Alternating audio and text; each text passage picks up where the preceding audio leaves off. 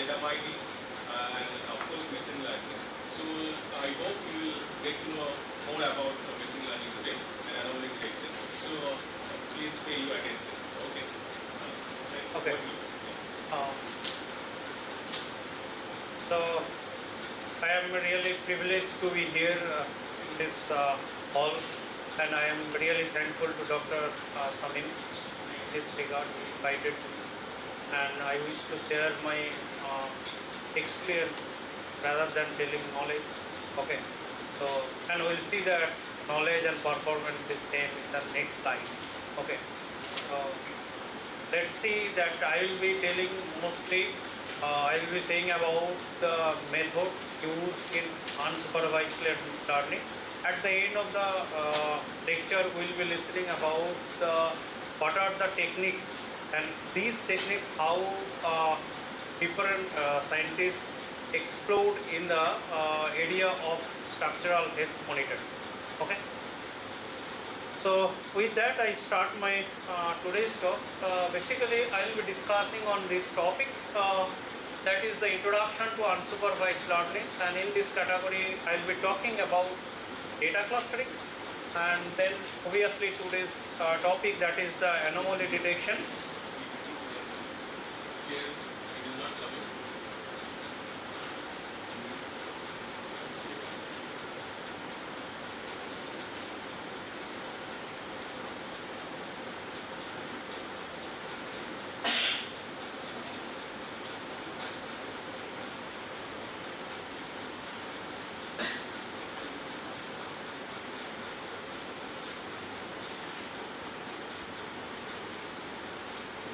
Full screen. Okay. Yeah. And then I will be talking about very traditional unsupervised technique, quite old, but it is really very standard and traditional technique. And then I will be talking about neural model, that is autoencoder, and then variational autoencoder I will be talking about is a variant of autoencoder. And then end of the talk, as I said, that I will say that how these methods have been exploited by different scientists in the area of civil engineering, so specific to that is health, structural health monitoring. Okay. So what is learning? Okay. Say, and interestingly, I have a project where actually what we generally we are doing. Say we are asking students to watch the video. Okay. And while watching the video, we are collecting the EEG signal. Okay. And after that, our conclusion is that can we really tell that from the EEG signal whether student was attentive or not. So that was the task. But in this context, what we are doing, before asking the student to watch the video, we are taking kind of test on the educational video, and after watching the video again we are taking the same test. Okay. And if there is any change of obtained marks from the previous and now, so then we say ki, yeah, he has learned little, right? So if there is an improvement in the marks. Similarly, in some other case, let's say we are in the field of football, and some scenario we did kind of mistake, right? And if future we see the similar or some kind of scenario, and again we do kind of same mistake, then what do you say? This guy is not learning at all. Okay. So that learning is associated with your performance. Okay. If that is the scenario, that whenever someone is improving over a particular task, in a task over some kind of observation, then we say is the learning is happening. This is true for us, and this is true for the machine also, here computer, right? So therefore, formal definition is like here. An agent, it could be anything, okay, is said to be learning if it improves its performance after making observation about the environment. So after making observation about the environment is like experience. Whether from the experience, whether we are learning or not, that will be determined from the performance. If there is an improvement of performance, then we will say yes, he is learning. So that is all about learning. Okay? And very often what we say is the machine learning. So then what is machine learning? It's very simple. Machine learning, you replace the agent by the machine, or you replace the agent by the program. Okay? So then if the program is learning something, let's say you are asked to write a code for adding number from 1 to 10. Every time you will get the same results. There is no improvement. So this code cannot say is a machine learning code. Okay. So therefore, this is what is machine learning. So machine learning is the systematic study of algorithm and system that improves their knowledge or performance with experience. Okay. So that is all about machine learning. Now you must have learned other different set of machine learning algorithm. Okay, and for each machine learning algorithm, whatever it is a classification techniques, let's say decision trees, CNN, on others you learn already. So everything comes under this definition. Okay, and why it is so famous? Actually, it is not that today people are giving the definition of machine learning. So long before actually, and formalized in the year 1997 by another top guy, and this is Tom Mitchell. In 1997, he gave the more formal definition. As I said that it improves the performance, and then we will say the learning, but more formal definition as we can go through. So a computer program is said to learn from the experience. Experience means observations. Okay, and so let's say if we talk about different classification technique, observation is nothing but the training sample. Okay, so a computer program is said to learn from the experience with respect to some class of task. Okay, so task could be, so let's say playing football. Okay, task could be classification task. Okay, and the performance P. So when we say he is improving the performance. Okay, so improving the performance in the field. So let's say in football field. So improving the performance, we cannot ask how much gate that guy got. Okay, so in a field of football. So therefore we have to have the definition of performance in the particular area, right? So let's say in case of academics, we can say performance can be the grade. Okay, CGPA. Okay, so therefore we have to have this kind of definition, what is performance and so on. So then only we can say that program is said to learn from the experience, it is improved with experience, improve the performance with experience. Okay, so this guy is very famous, by the way. I think he was the first to establish dedicated machine learning laboratory, and before 1997 in CMU. Okay, so having said that machine learning and then learning could be majorly three types. Okay, so based on the feedback. So when learning is happening, whether we are getting any kind of feedback or whether we are not getting any kind of feedback, based on that we have the two type of learning. Okay, so sometimes I relate it like so when I ask some question to the student, okay, if direct question they can easily answer. Okay, so that could be something kind of say supervised learning, and another way when we don't have any kind of feedback, so that is we call the unsupervised learning. There is another kind of learning is called the reinforcement learning. So now today's focus will be the unsupervised learning. Okay, so before speaking about the unsupervised learning, so we'll just start upon the something called the supervised learning. As we know, what is supervised learning? So one example of supervised learning is the classification. Okay, that we know, right? So what is that? The task of the classification is to assign an object into one of the predefined categories. Okay, so we have to have a category and then you define any one of the unseen object into any one of the categories. Okay? So that is we know, and then how it works.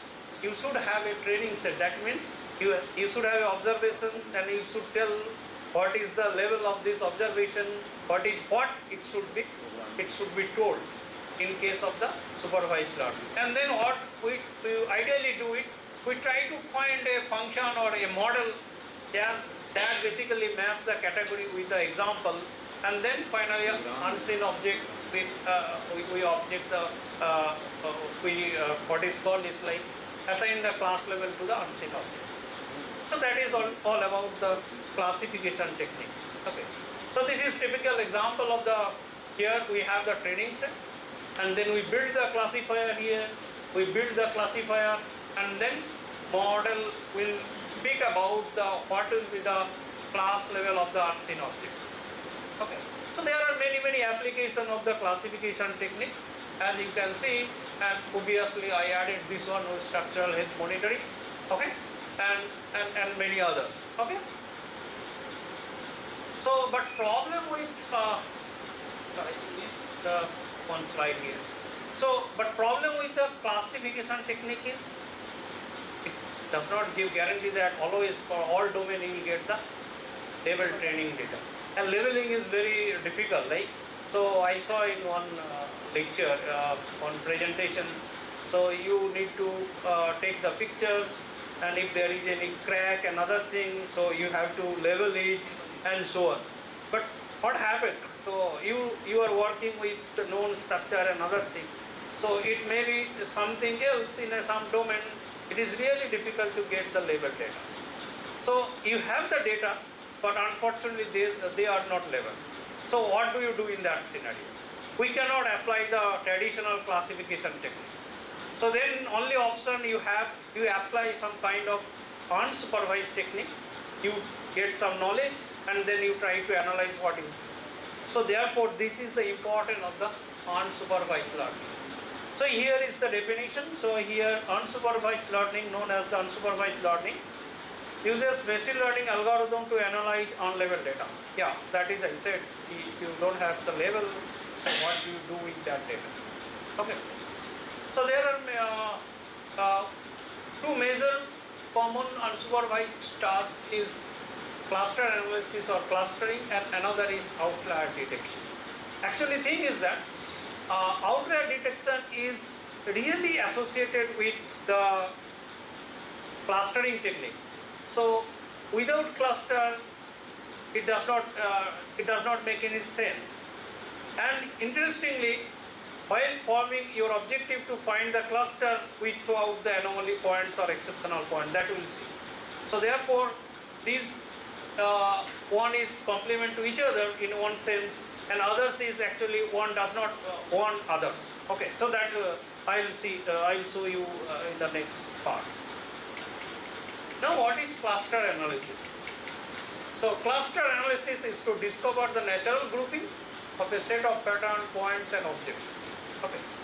Let's say in a class we don't know that actually who came from the which part of the region, or we don't know how you are associated in professionally, so we don't know. Then we want to, based on the characteristics, some characteristics could be the age or could be anything more, so we can divide the data or we can grouping the data. Okay.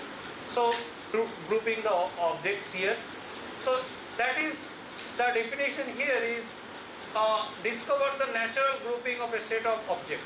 But natural word is very, it's not very fits what. In a sense, it is very difficult to define the natural. So some scenic view I can say it's so beautiful, someone says it is okay type. So therefore it is very difficult to have the definition of naturalness. So therefore this definition wise very good, but we cannot work with on this definition. So therefore we have the working definition here. What is it? Clustering activity or clustering analysis is to find group of patterns and or objects we call the clusters in such a way that objects or pattern are synonym here, So in a cluster are more similar to each other than the pattern in distinct cluster. So they are saying is if the objects are within a group, they are more similar than the object from two different groups. So therefore, if we have a definition of similarity, then again easily we can work with this definition. So therefore, this is more accepted definition for the clustering than the previous one. Okay. So this is one more quite old and theoretical definition. Suppose you have a set of objects here, okay, and then what we do it, we have the set of group, set of, here is the few sets as you can say C1, C2, Ck.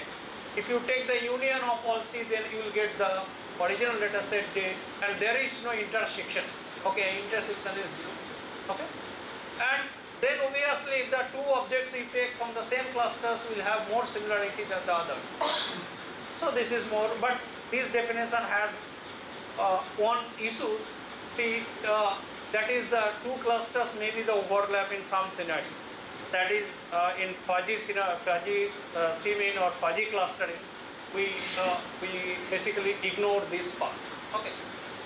So having said that, so I will show you one very popular clustering technique, and then I don't know whether you have heard it. So that is something called K-mean clustering. Okay.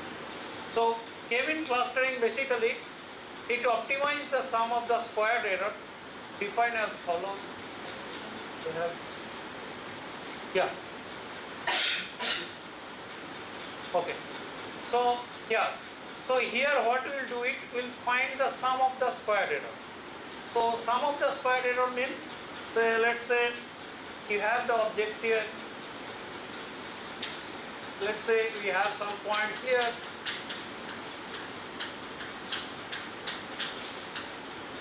Okay. Very often what we say is actually, so can you tell me what is the average grade in particular subject? Right? Very often we say, right? So then what we stand, like we are above average or below average to identify myself. Very often we say is what is the mean, what is the average? Why do you say actually mean represents the base of the population? Okay. So therefore mean has huge importance for any kind of population. Very often we compute the mean. Okay.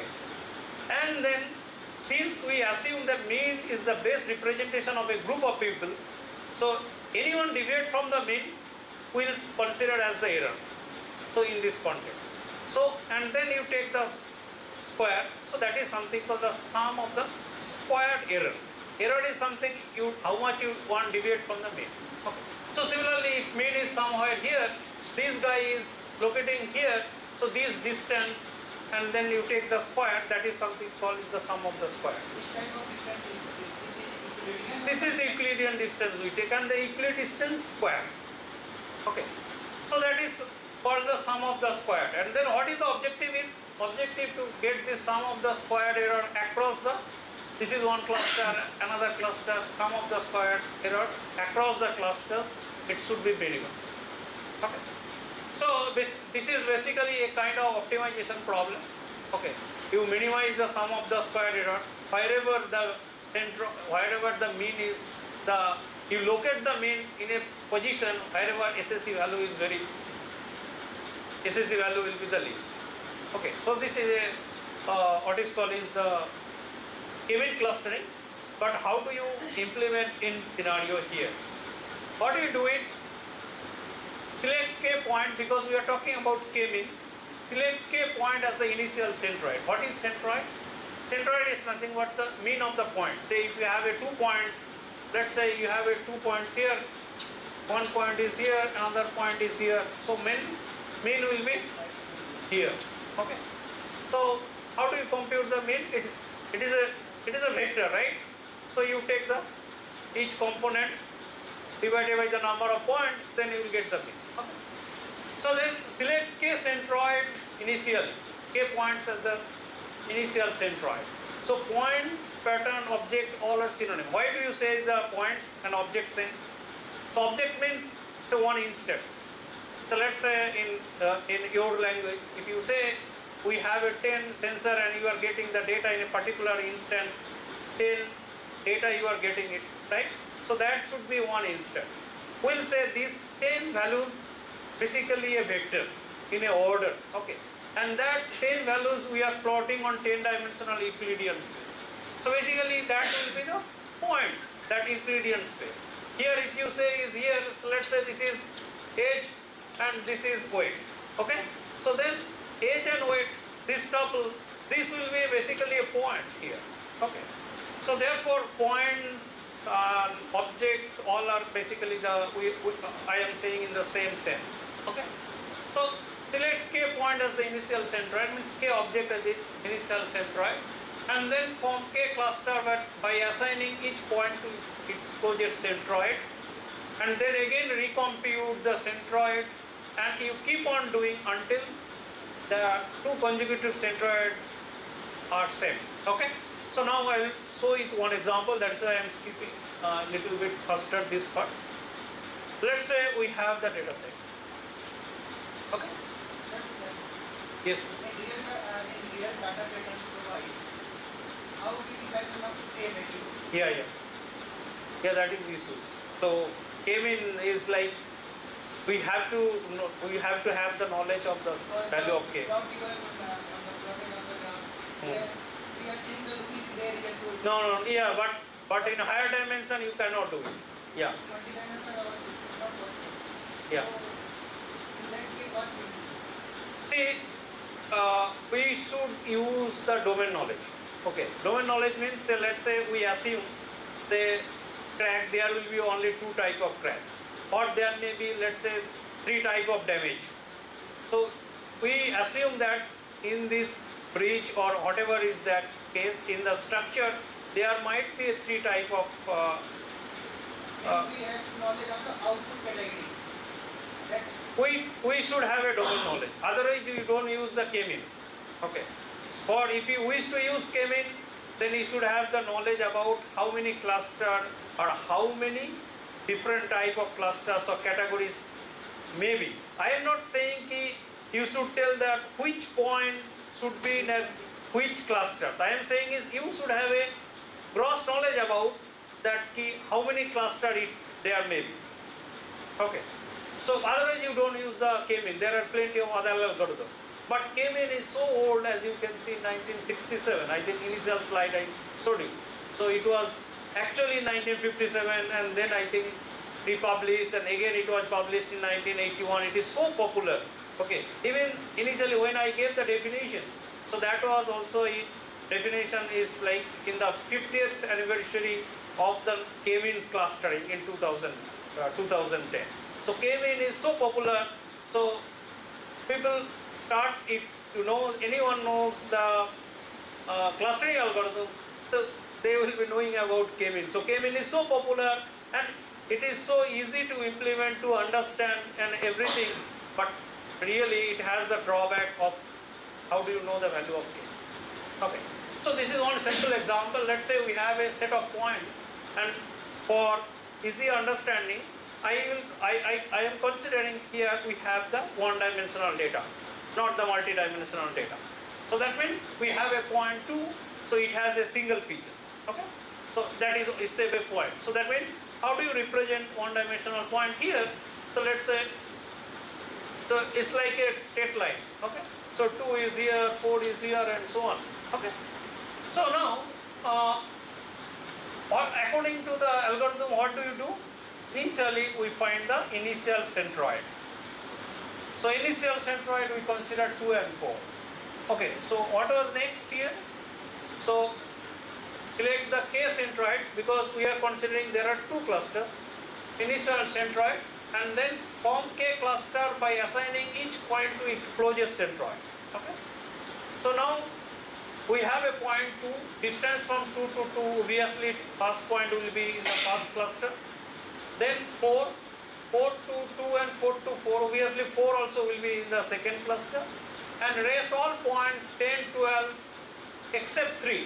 3 has the distance 2 to 3, 1, and 3 to 4, both as having distance 1. So if you consider that 3 we can put with 2, and rest all will go with the clusters 4. Okay, so therefore, so we have a cluster here and then race cluster here. Now what we should do, we'll recompute the centroid. How do you recompute centroid? So we take the average. Okay, so therefore we have the what we did here is we are recomputing the centroid, that is 2.5, and then we recomputing the centroid for the second clusters. If you take the average, then you will get 16. So now what you do it again, form the cluster. So now we have a point 2.5, obviously 2, 3, 4 also will come here under 2, 3, 4. So 2, 3, 4 and rest all point will go to the other clusters. Now again you recompute it, so that average will be 3, okay, and here average will be 8. So now again you assign the distance, compute 2 to 3 and 4 to 3, obviously it will come 3, 4 will come, 2, 3, 4 will come, 10 to 3 and 10 to 18, okay, so 8 and 3, 7, so then 10 also will come here, okay, and so on. So now if you see in the next stage, what we see is, so here 2, 3, 4, 10 and rest will be rest point. So now you compute again the centroid, so it will be average will be 4.75 and this will be 19.6. So again you assign the points here, okay. So now it's like 4.75, so obviously that I think 11 also will come, okay, and then we see the next stage. So now the point is coming here and C2. So now here if you recompute, so yeah, this one and this one is same, so therefore average will come same, and then we stop it here. Okay, so this is K-mean. So why I said K-mean is one way is easy algorithm to understand the clustering approach. Another thing, there are applications where actually K-mean is applied in structural health monitoring. I saw the paper, okay. So there are plenty of algorithm for the clustering algorithm, because as you understand that method was started in long before in 1950s, and still people, the problem is so that finding similarity, and it is not the all similarity measure, any similarity measure you can develop a new similarity measure and you can come up with new clustering approach and so on. So another clustering approach is something called clustering by first search and find of density peak. So something called the density peak clustering approach. So I'll show you one paper where this method is used for structural health monitoring or detecting the damage. Okay. So that is why I am saying here. And actually, if you see the clustering literature also, so nowadays any clustering algorithm is proposed, so that algorithm should have approach of the density based approach. So I will be talking about what density based approach, how do you compute density and so on. So here is something called two assumption here in this paper, that is cluster centers are surrounded by neighbors with lower local density. So that means here it is saying if you have a clusters here and if you have a points here and so on, that centroid point will have the highest density, okay, with compared to the neighborhood points, and there are relatively larger distance from any point. And then they are saying is, if you have a cluster here and if you have another cluster, if you have a center point here, these two center will be apart from one to another, okay. Now just telling, I am talking about the density, right?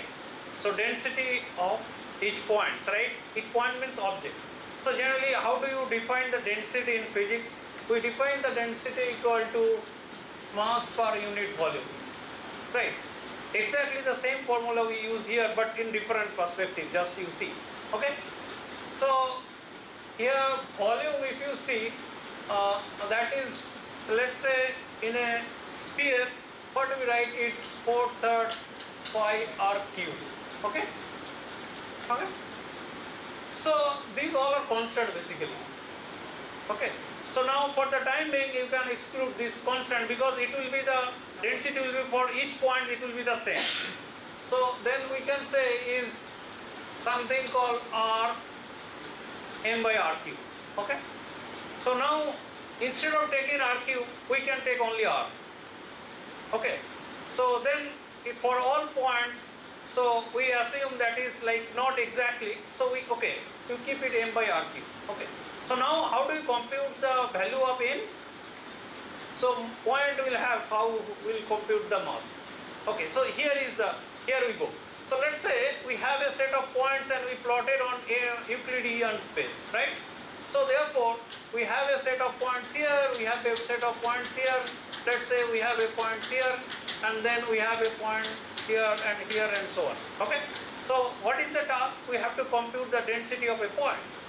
So let's say this point. How do you compute density here? So here what is we do here? We'll draw a hypersphere or circle in 2D or hypersphere in 3D or say multidimensional. In 3D we will say the sphere. So within the sphere centered at this point, let's say X, we'll count how many points is surrounded within the circle here. And then we count 1, 2, 3, 4. So that will be 4, 5 R cube, and this radius is let's say R. Okay, so then let's say R square. So the density will be 4 by R square. So now what we do it, we'll keep the R same for the all points. So then there is no need to mention here. So that means we'll keep this R same here, we'll keep this R same here.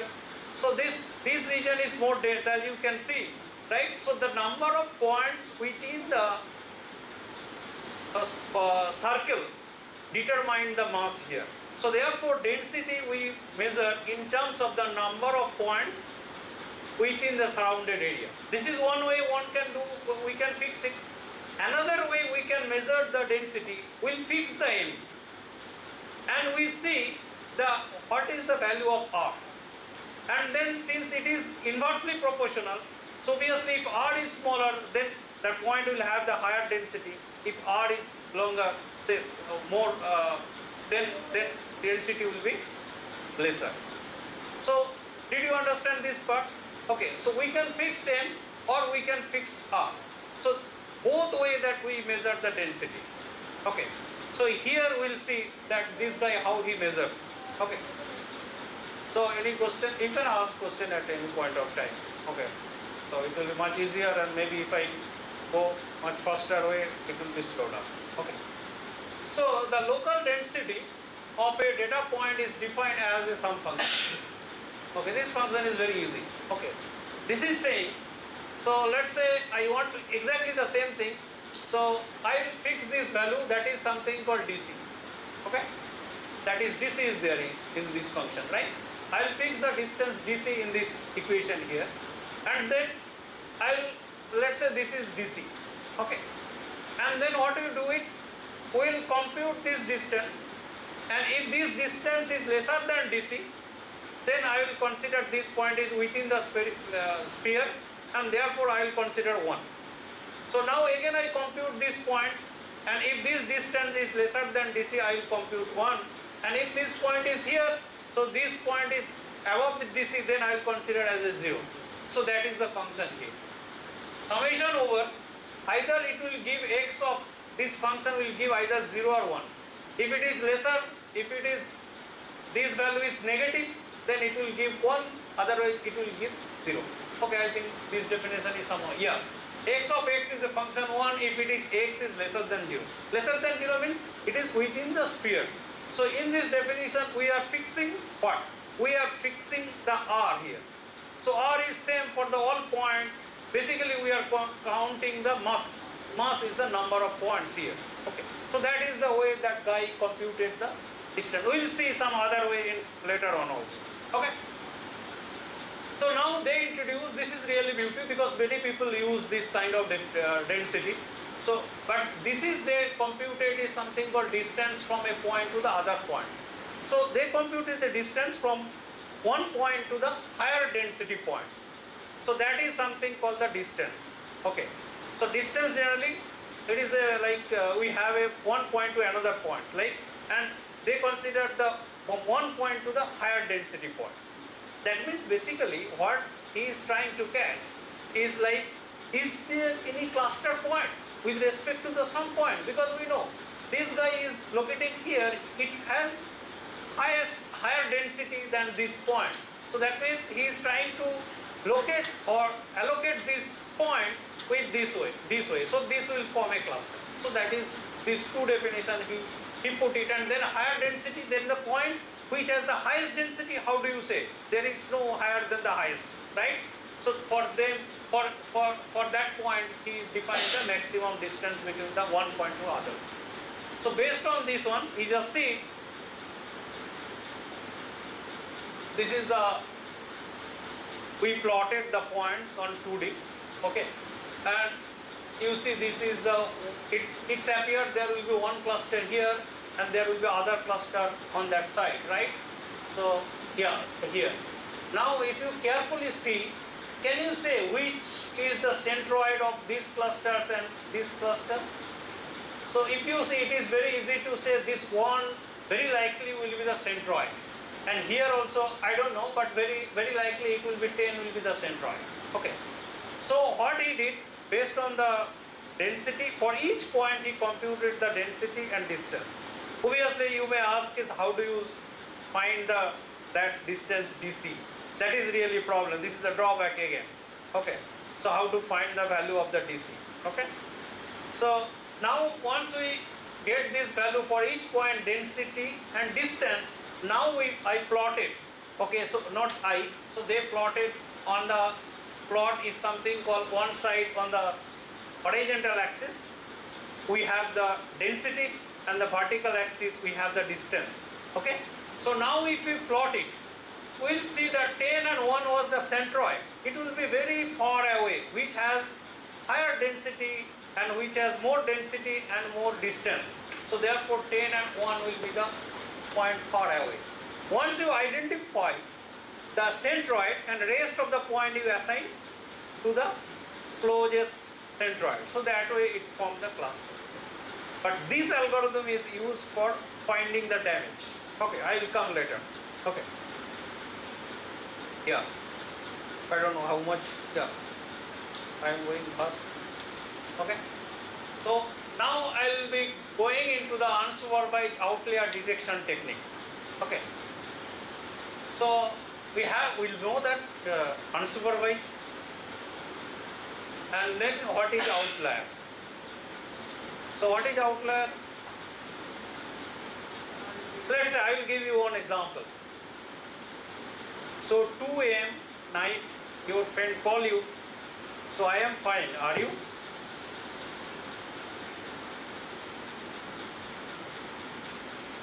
So is this call is this call is normal? At 2 a.m. your friend is calling saying I am very happy. Are you also happy? Okay. So if you get this type of call, okay, so that is obviously not normal. Something wrong, right? So that is perfect example for the outlier. So it deviates from all other callings. Your friend is calling at 2 p.m. So yeah, it's fine. Then it's like okay, it's fine. You can proceed. Okay, you can start talking or something. But at 2 a.m. you cannot, right? So that call at 2 a.m. is something suspicious, right? So that something is something called the outlier. That means all others are normal, but there is something, this particular call is exceptional. Okay. So therefore we have the definition, proper definition. What is an outlier? So here is that. Outlier or anomaly is an exceptional object. So this call was exceptional. Okay? That deviates from the rest of the data set, from the all the call you received till now. So from it's really deviates. So that is something called the anomaly. Okay? So more formal definition in 1998. I think I should get here by Hawkins. Okay, so it's more formal way. An outlier is an observation that deviates so much from other observation that it appears that the suspicion that it was generated by a different mechanism. So that point or some call due to some other issues it was generated. It's not normal. So that is the perfect definition for the outlier. So when you have some structure, okay, if there is a crack, so it is not normal actually. Okay, because all other things are fine, but there is some damage. Okay, therefore, what I say that you should not see the problem as the classification problem. You should see the problem as the outlier detection problem. Instead of, because it is classification problem, what we see, there is a similarity. Okay. So in that case, actually you can easily go with the classification problem, but this is a totally different.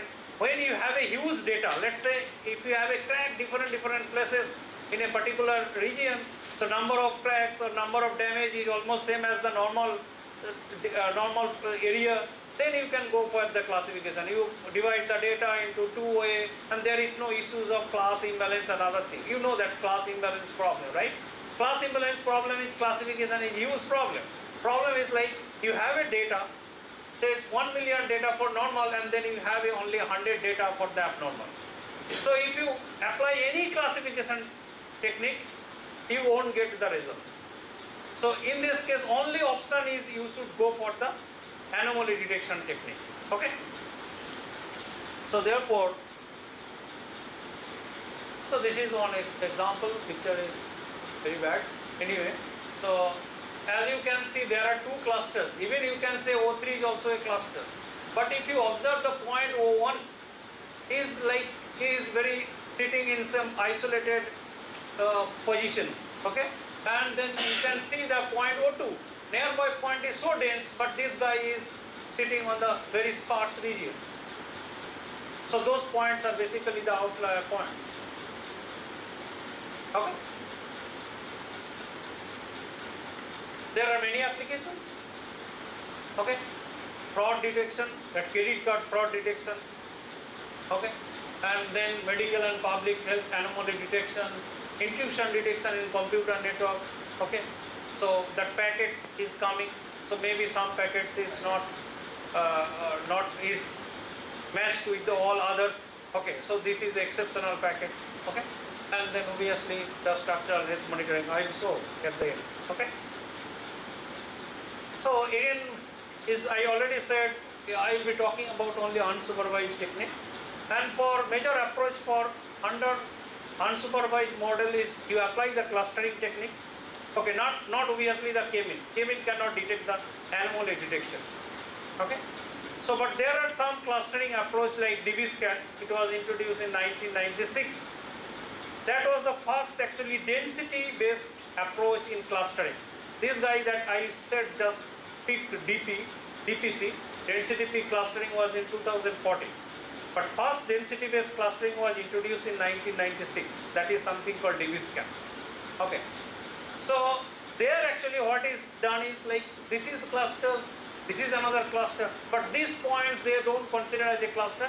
So basically those points they throw them. I am not interested because my interest is only for cluster. Very often we say is when in name of the data pre-processing. Okay, so especially when your objective is to identify the damage. So if any data is having damage, you cannot throw it. Okay, so therefore, in the name of the pre-processing, very often we actually remove the very important data. But if your objective to find the classification, and it is problem is also a classification problem, then it is no problem. Okay. But problem is here is you are going to do for a kind of data damage detection, but you are throwing the point which is very isolated region. But that is the interest of your interest. Okay. So so object of clustering approach is like finding the structure, not to identify the outlier point. So therefore, if you use only clustering technique, we cannot get the outlier detection. Okay, we cannot do it. And then we have the neural network model. We'll see. Okay. So so in 2000, this was also the first density-based outlier detection technique. Okay. This is also easy to understand. Okay, I am not saying much mathematics, just logically I am saying. If there is some little mathematics for variational autoencoder, but I also skip it. Okay. So here is LOF is what it is saying. For each point, it is saying how much the point could be the in a grade. So outlierness, how much it could be, whether it is a point of what is the value of the outlierness, whether it is 2, whether it is 2.1 or it is 3 or so on. And then what you do, it's let's say if you identify, I want that there may be 10 some damage, then you identify the top 10. So that is something called the top 10 outlier. Okay. So how it is found, how it is computed? LOF is a density-based techniques for finding outlier. It declares a point as inlier if it's surrounded with a dense neighborhood. Okay. Objects having a sparse neighborhood is treated as an outlier. That we also told earlier. Okay, it's not having much information here. So LOF compute the neighborhood density of each object, and the LOF score of each object act as a deciding factor. So value of LOF basically decide whether the point will be the outlier or not. So in order to do what we have to do, we need to know that what is some definition of the KDs of the object, reachability distance and local reachability density. So just initially when I started giving the definition, so what I said, to identify the density, either we can fix them or we can fix the R.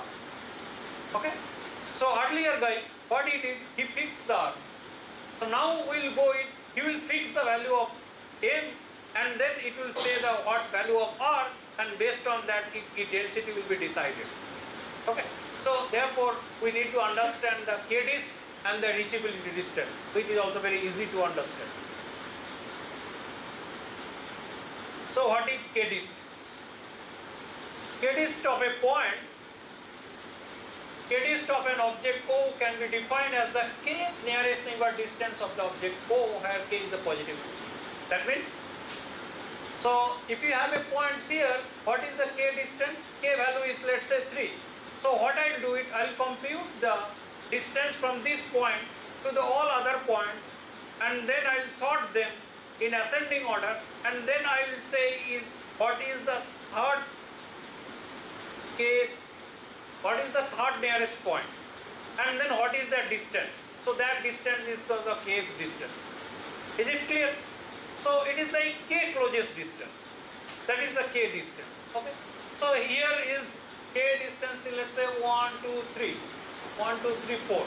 So then this point will be the k4 distance. K is here, 4. So that is easy to understand k distance. So now we will come here.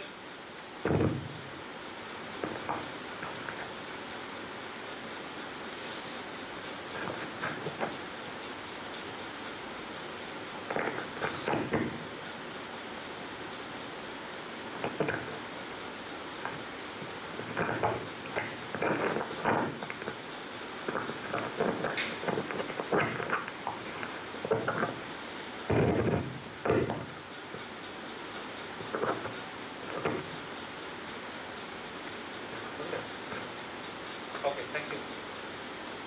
Yeah, so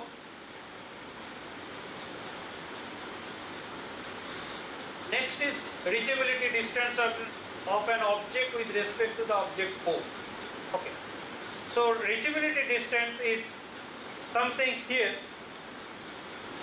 maximum of k-dist or distance from a point to the other points. So basically, so let's say I want to compute the reachability distance from this point. Okay. So then what do you do it? We'll compute k-dist. Let's say k-dist will be 3. So here one point, another point, and this point. Okay. And then this is the k-dist point, but I want to find the k-dist, reachability distance of some other points here, which is far away from the k-dist. So then this distance will be the reachability distance. Okay. So here one diagram is here. Let's say we have on the right side diagram. So whenever the reachability distance comes into for definition, we have to have with respect to the other points. Okay. So we are finding reachability distance of P with respect to O. So let's say this is the point O, we are finding the reachability distance of point P2 with respect to O. So in that case, what is the distance? That is the reachability distance of this point and then the distance. So whichever is the maximum. For P1 point, so this will be the reachability distance. Okay. So basically reachability distance is to find the distance here. So if it is high, obviously the density will be low. If it is low, then density will be high. Now once you get the reachability density, okay, so reachability density, so once you get this distance and then we get the density, then what do you do it? So local reachability density is again the same formula here, that is number of points divided by this distance. So number of points is k, nk of p is, if the k equal to 4, it will be always 4 or more than 4. When it can be more than 4, if the kth distance there will be multiple points, you have to take all points.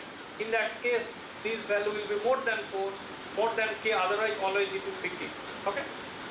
Once we get the LRD, that is the local reachability density, then we can compute the LOF value. So LOF value is something like that. So this value, that denominator part, it always it will be k or above k. So this is, if you this is one thing, and then you concentrate on the upper part, that is the numerator. And numerator part, that is the denominator, LRD is always fixed for the point P, local reachability density, but it will vary for the all others points. And if you see very carefully here, you are basically comparing the density with neighbors with the point here. So I will show you the next here. Okay. And then highest LOF score of object will be considered as the outlier here. Okay. So let's say I wish to compute LOF of this point. Then what do we have to do? I have to compute LRD, that is local reachability density. So that is the, and you have to, for in that case what you have to do it, you have to compute the local reachability distance. So this distance is quite high, and you have to compare this density with the others points, neighbors corresponding density. And as you can see, this point is dense, so therefore this distance will be very less. If this distance is less, density also will be high. So then you compare the density of its neighbor with itself. Okay. So if that value is high, so then you will have the LOF value also will be high. Okay. Yeah. So now I will be talking about unsupervised neural network model. Okay. So here, actually I have seen many papers, people use even structural health monitoring also, they use the PCA. Okay. And then I will be talking about PCA, and there is a basically link between PCA and so-called in today's neural model is something called the autoencoder. Basically PCA is a special case of the autoencoder that I will show you, and then subsequently I will show you few more code. Okay. Yeah.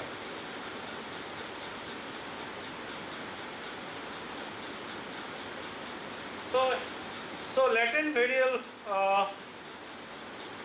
model is something like, say, it's mapped the observation space to the latent space. What is the latent space here?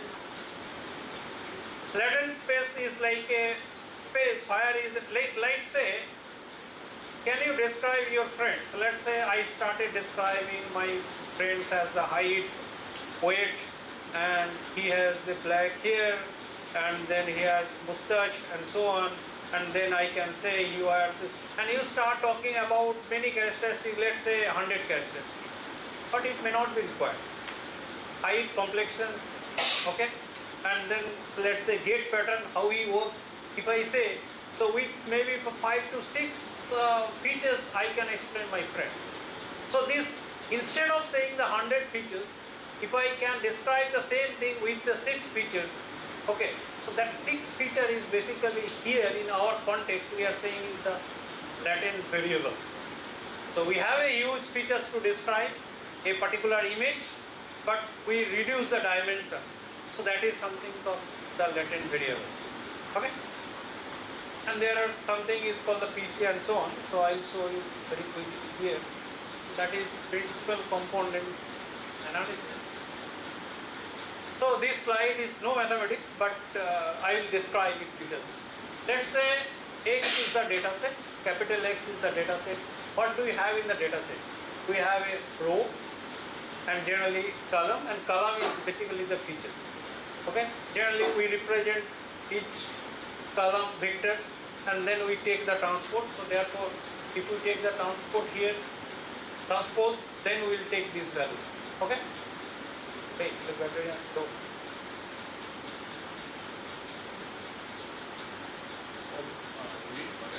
No, no, no.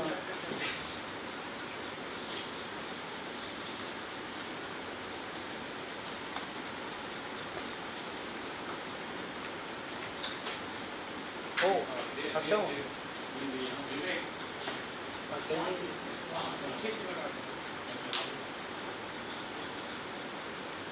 Shut down.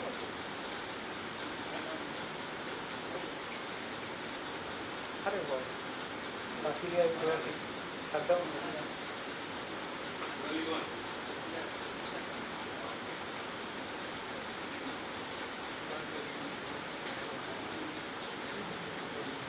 Yeah, I don't know the health of my laptop as it is so bad.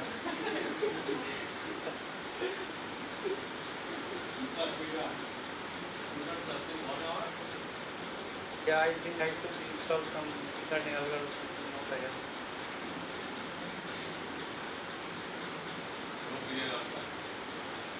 It is quite old, like I purchased in 2019.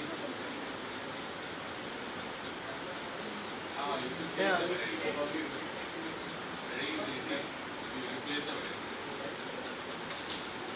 Yeah. So basically what we wanted to do here, number of features you want to reduce. Okay. So that is the reduce is again, but number of instances will remain same. So therefore R n cross Q. Okay.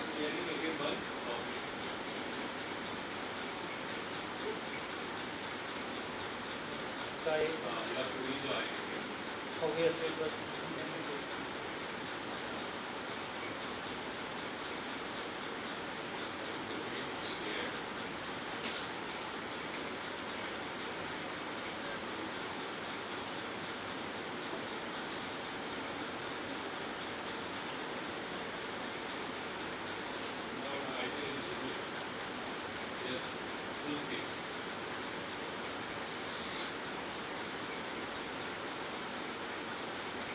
okay.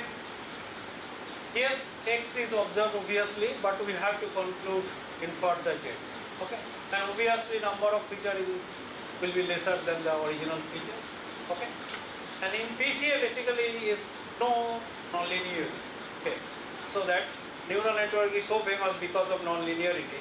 But here in PCA will do. But PCA was introduced at which year? Do you know? In 1901. Okay. So PCA is so famous. Okay. So yeah. So here what I will do it here. So let's say a simple. What we will do it? We have a point X that is actually the instance. We have the observation, and then what we wanted to do, that will be projected on lower dimension. So let's say that is the projected vector is W. So then what will be this length? This length will be nothing but the xi cos theta, because this vector is the unit vector. Okay. So what is the task? Task to identify this scalar part, okay, x cos theta, along with the W. Okay. So these two things actually we need to identify to get the latent variable. Okay. So this is one thing.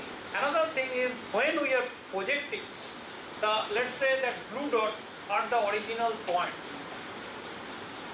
Okay, and then we'll project on a line because it is 2D or on a vector, okay, where we'll have the variance is maximum. Variance means if you see the spread of the point, if you see the along the red line, so actually the object spreaded on that particular direction. So that point we have to find here. So this is PCA is doing basically the identifying the major component, major principal component, major component of the matrix. We'll see. Okay. So here what basically we are doing, we have a set of points. Let's say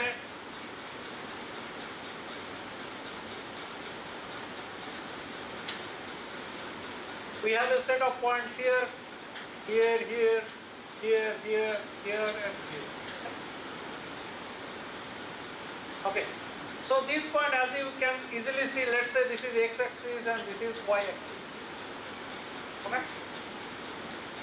We say this is horizontal and this is vertical axis.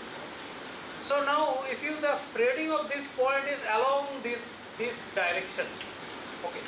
So basically, we need to identify this vector. Not only that, this vector. So again, we say for this point will be projected on here. This point will be projected here. This point will be projected here. This point will be projected here. This point will be projected here. Also, we have to identify this part.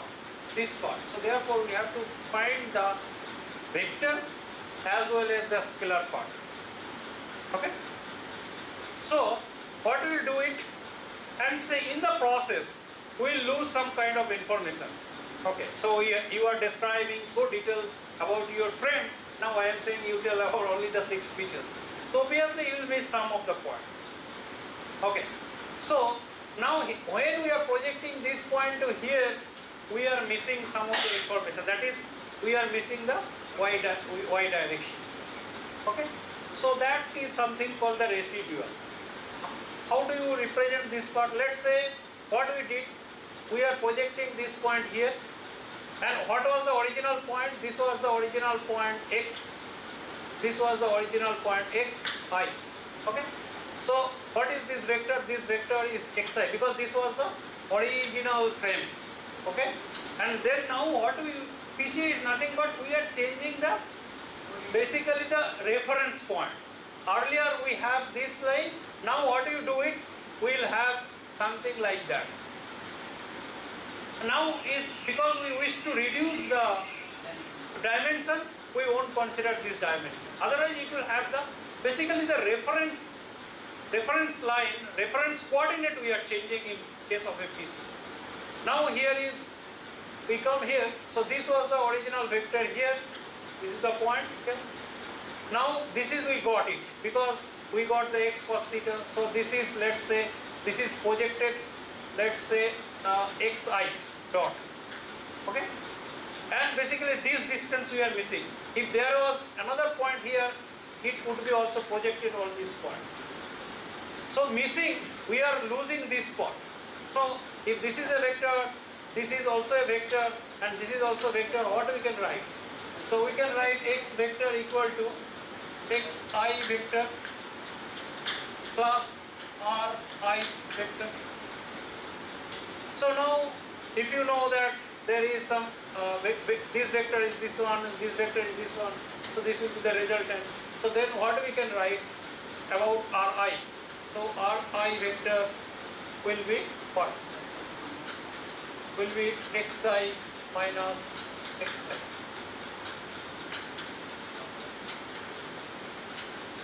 Okay, so this is something called ratio. So what is the objective? We have to minimize this part. So therefore we have to have term square. So we will minimize this part. So PCA is doing the same thing. It is minimizing this error. Okay. So residual will be something. Basically, this is the original vector and this is the vector. This is the scalar part and this direction is W. So therefore we will minimize this part. Okay. So finally we will come here. So same treatment can be done some other way here. So let's say we got somehow z and b. B is what? B is the vector and z is the scalar part. Okay. So now we can write the at any point. Basically, what do you write? We have to identify this point, this vector. So this vector, let's say v1 could be some value, let's say alpha of I plus beta of j. So that way we have to represent v1. Okay. Similarly, v2 and so on. So then in terms of b, if we represent it and then x bar, basically what we do in here, before processing, we should shift the mean. That means so what is called feature wise, mean will be 0. So therefore we are adding x bar and all those if you do, so then finally if you continue this, what is something called some mathematics, I think you must have learned also. Okay. So then finally it will come something called the scattered matrix. Okay. Scatter matrix, and then finally this is nothing but the problem of the eigenvalue problem. So basically in PCA what you have to do, you have to find the eigenvalue of the scatter matrix. Scatter matrix is nothing but the feature to feature covariance matrix. Okay, and then finally what will get it? So xi, that is the projected part, will be x plus this one. So now we can see the PCA is something like that. Okay, so what we have, just if you go previous one, encoder will have the V transport x minus x bar. What is x minus x bar? X minus x bar is the mean shifted, and V was the actually the V was searching, that is the vector, this vector. Okay, and then that will be the part of encoder, and decoder will have the reverse thing. So therefore this picture will speak more. So you have the data x, then you apply dt, you will get the z, and from again apply you d on z, then you will get the x. And then basically end of the day, basically you are finding the residual loss. Same thing can be done of finding, maximizing the variance. Okay. So how do you go? So all mathematics detail is fine, but what is the simplest way? So given a data set, what do we have to find? Compute the data mean, so that is very data mean and the scatter matrix. So if you have so let's say a data set of size n cross d, so then what will be the size of the scatter matrix?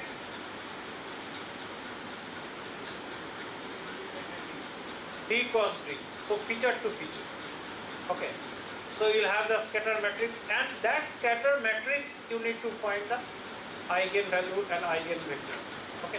When you get the compute the eigen decomposition of S, select the Q eigen corresponding to the Q largest values, and that will give you the PC. So this is same example. Okay. So as you can see, now I will talk about autoencoder. Okay. So not much. Okay. So instead of having the linear, now we will have the non-linear part. So this is, if we understand this diagram is fine. So we have the given x. Okay, we have to get z and z to x bar. To get z, we apply the eigenvalue and this one. Instead of that, we will apply the neural network model. Okay, fit for our neural network, we apply it. However, the dimension will be reduced. As you see, what is the objective? Objective to get the later number of neuron will be lesser than the input. So gradually, if you have a one fit for a neural network or multiple fit for a neural network, you have a more. Okay. So this part is called encoder, and then same thing we will do with the smaller dimension. Then again we will reproduce the original vector. Okay. So now what I said, PCA is nothing but the encoder only, or autoencoder. So in PCA what do we do it? So to get Z, we have the linear, we apply X, we apply the matrix A over X. So it's like neural network. What do we do? Very often in neural network we use the W transpose X plus B. Right? This is famous. Right? So here is same the W transpose X. So that is AX. And for here, to get the original vector, we apply another transformation because linear, that is matrix we apply on Z, and then B. So now if you do it here in the autoencoder, what is X? First you apply Z for BZ plus A. So what is Z? Z you apply AX plus A. So now if you write AX plus A with B, so it will be BAX plus BA plus B. BAX is again matrix, so therefore you write CX, and this is also a B is a vector and BA is also a vector. You are multiply matrix with vector, so then finally you will get the same thing, and this is the same as we said for the PC. So PC is a special case of the autoencoder. Okay? So here we say the pictorial representation, we have the 2D, then we apply VT for PC, and then we get Z, and then we get X bar. So in case of the autoencoders, so we apply, so let's say 2D, then we have the 1D, let's say you see on the last. So 2D we apply the 32 dimensional. So you have a 2D, we apply large, and then you reduce it, say 1, and then again is the same network here, and then you go to the original one. Okay, so that is something called autoencoder. So this is one example. So there is something called variational autoencoder. It states rigorous mathematics, but what I wanted to say it here. So till now, whatever the Latin variable we are getting, so that is deterministic, fixed. We are saying this is the value. But in case of the what is called is variational autoencoder, they are not giving the value. It will give a probabilistic value for the each Latin variable, and that probabilistic value is, we assume that is the Gaussian distribution. For if we want to 10 Latin variable, so then what you do is, let's say 10 has a 10 features, then what will get it? We'll get the 10 pair of mu and sigma. Okay, and then from there actually based on this value it will compute the Z, and from Z to the value X bar. Okay, so this is all about the variational autoencoder. Okay, so now application of autoencoder. So yeah, this is our work, but this is very related. Why I am saying this could be used in structural health monitoring. This is autoencoder. Okay, this is our work, but what is the best part is what we did. See, one thing, if you say we have a data set, if we apply the autoencoder first, okay, and we expect that we'll get the outlier because there is no training data here. Okay, so we apply autoencoder, what do we get? We'll get the reconstruction error. And for the outlier point, which is far away from the normal point, we are expecting we'll get the reconstruction error more for the outlier points. Okay, now if you say interesting thing, say we have a set of points here, and we have a set of point here, and let's say we have a set of points here. Now you pass through the autoencoder. So therefore this set of points are more. So you'll get a one kind of reconstruction error. For this point you'll get the more reconstruction error. For this point you'll get more reconstruction error, and so on. So now what you can do it, the point which has more reconstruction error will be the outlier. Okay. But thing is not so easy.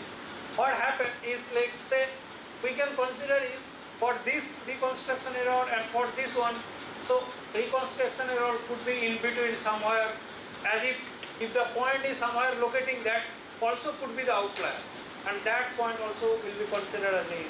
This is the problem with the autoencoder. If you directly use the autoencoder, you won't get the results. So therefore, so what we did it here. Okay. So first we apply the clustering technique, entire data set. So therefore we'll have a point here. If it's some point here, we'll have a point here. So now within a cluster, we identify using density peak or some other clustering, we'll identify within a cluster is there any probable outlier points up there. So then what we did it, we exclude this probable outlier point and train the autoencoder. Now autoencoder is purely trained on the normal points. Okay. Once it is trained, then again you feed the entire data set.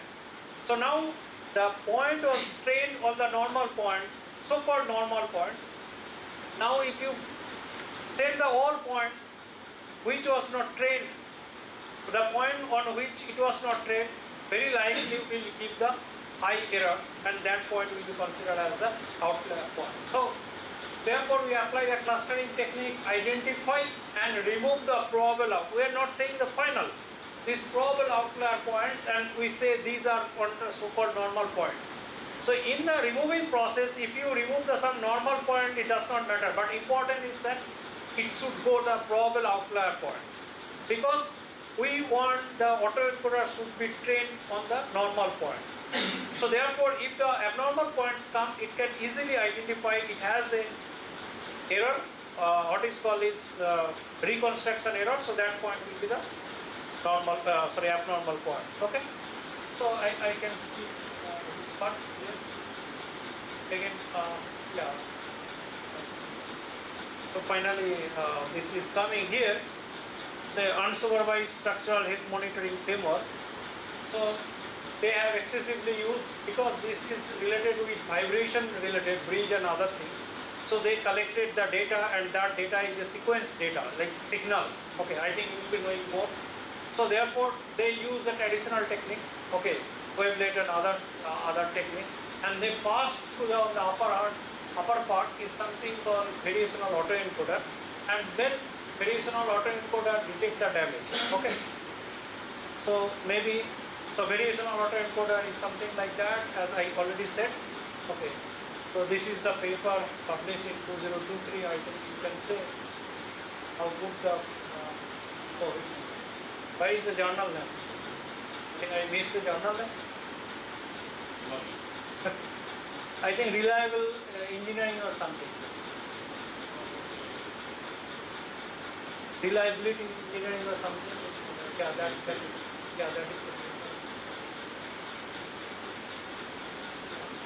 So this is all details. Okay. So we have the data here. Then we are feeding with VAE, variational autoencoder, and then compute the health indicator. Here is health indicator is nothing but the reconstruction error. Okay. So we got the reconstruction error, and then you will get the many faults also. Okay. Because as I said, no, it will not be the perfect. Okay. So nothing is perfect. So then what they did it, using whatever you got it, again they are passing to the another variational autoencoder, and based on the grade they are saying is how bad it is, and then they are putting is, let's say, 10% or 20%, so on. So that is all about the diagnosis. Okay. So another paper you can see on the here. I don't know how much is related with your work, but it's your area, that unsupervised deep learning for structural health monitoring, published was Big Data and Cognitive Computing. Okay. So this was from I think Brazil or somewhere, Italy. Okay. So what they did, the proposed approach based on the unsupervised deep learning algorithm will aim to establish the reliable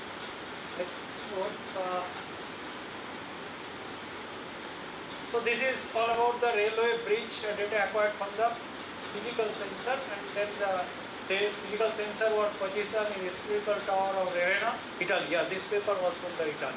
Okay. So again they use the one simple autoencoder. Okay.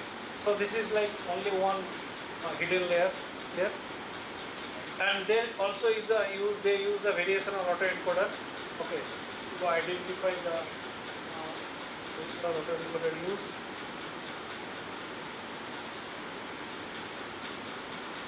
Yeah, I think I talked about this one, right? The density peak clustering, DPC. So how nicely they use, I just read yesterday. Okay, that paper, how they nicely use for identifying clustering technique, but identify the outlier so nicely. Okay, so let's say this is the point, DC. Again, they use the same term, DC, they computed the density. But here they change. Okay, how they change so nicely. So what I said, within the DC distance, how many points will be considered as the density? But they use some different tricks. On the right side function they use to compute, it should be smooth. So they use this function to compute the density, not directly. So they use that is the negative of Ax part this one. So this will be little smooth, I feel. So they use this part for the density, but distance function they kept the same way. So once they compute the density and distance, now they use the decision graph. Okay. So this is I think decision graph is here. Okay, they use the decision graph. So using decision graph, they identified the centroid, that is 1 and 10. Okay, and they assigned all points to these two clusters. Okay. Yeah. So now they are 1 and 10. But their task is not to identify the cluster. Their task was to identify the outlier points. They said in the paper is novelty point. Novelty. So how they nicely did it? See, within a clusters, now they identified the clusters. Within a cluster, they identified the point which has least density. Obviously, very likely that point will be the outlier. So therefore, there is a chance for 29, 30, 28, even 27 will be the outlier point. Another interesting thing they did, that is I am very much impressed. So we have two clusters. Okay. Now the border region. So there is a high chance that these 2 points could also be, because this is the border region. So they identified the border region points and they find the density. So therefore, they identified this border region. For identifying border region, they use the simple distance measure. Okay. If the point, so let's say this point originally, was 25. Okay. It was part of the cluster 1. Now they compute distance from 25 to 10. If this distance is within the DC, okay, that point should have come with 10. So therefore, this is something, the point which might be actually the border region point. So locate that border region points, and then they conclude the density also, and they say these are the points for the anomaly detection. Okay. So this is bit old because it was I think 2018. Okay, that time people did not start using even in neural network model so much. Okay. I think this was the survey paper. So I don't know. You can say how much good this review sensor to direct sensor. I don't know how much good this one. Journal I don't know. So here they surveyed is the total article and the work on the deep learning method. If you see that half from the 2020 only. Okay. So and again 2023 paper was published, so you can leave 2023. Again it was down for 2022. And then maybe best way to apply the traditional and then deep learning technique. And these are the few papers where they use also. Okay. Okay. So maybe I stop here.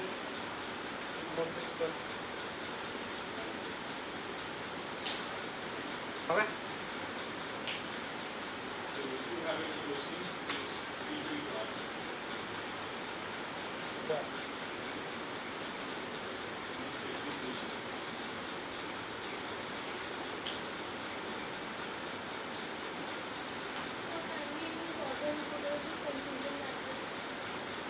What will you put it? Confusion matrix and logistic regression. With regression models and confusion matrix, we can use subset universe.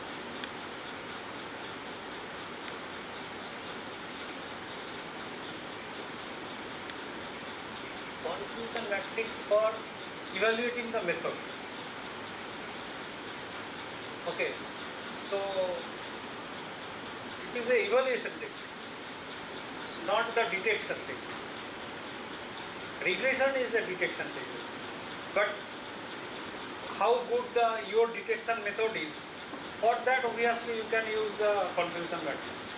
Okay, so it is a evaluation. So that confusion matrix is used in many domains. Okay, even corona detection also people use, right? So therefore that is a detection method. Okay.